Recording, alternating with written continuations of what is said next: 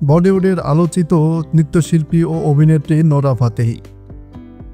অসাধারণ এই নৃত্যশিল্পীর জাদুতে সবাই বিমোহিত। আইটেম সংয়ের পাশাপাশি বিভিন্ন শোতে পারফর্ম করেন তিনি, পাশাপাশি করেছেন অভিনয়ও।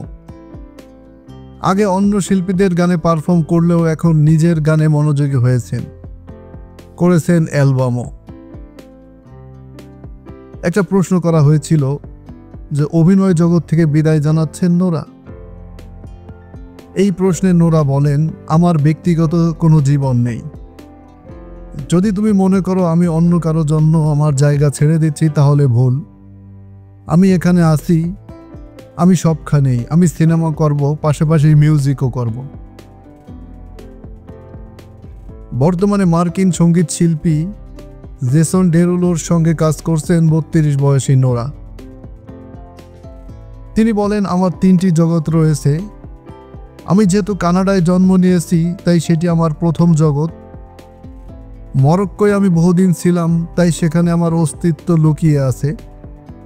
সর্বশেষ ভারতে এমন একটি দেশ যেখানে আমি আমার পরিচয় গঠন করতে পেরেছি, তাই এই দেশের সঙ্গে আমার ভালোবাসা অপরিসীম। আমি এই 3 জগৎকে এক করতে চাচ্ছি এবং সেটি আমার মিউজিকের মাধ্যমে করব। মার্কিন গায়ক ডেরুলোর সঙ্গে কাজের অভিজ্ঞতা জানিয়ে নোরা বলেন, আমার সঙ্গে তার প্রথমে দেখা হয়নি, এমনকি কথাও না। নতুন করে কারোর সঙ্গে কথা বলতে আমার লজ্জা লাগে, কারণ আমি তাকে বিরক্ত করতে চাই না।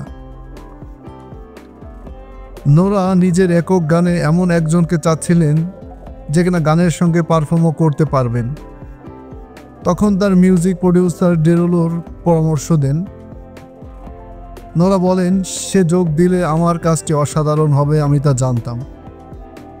আমি আমার গানে বলিউডের ছাপ রাখতে চেয়েছি, যেখানে একজন নায়ক ও একজন নায়িকা থাকবে।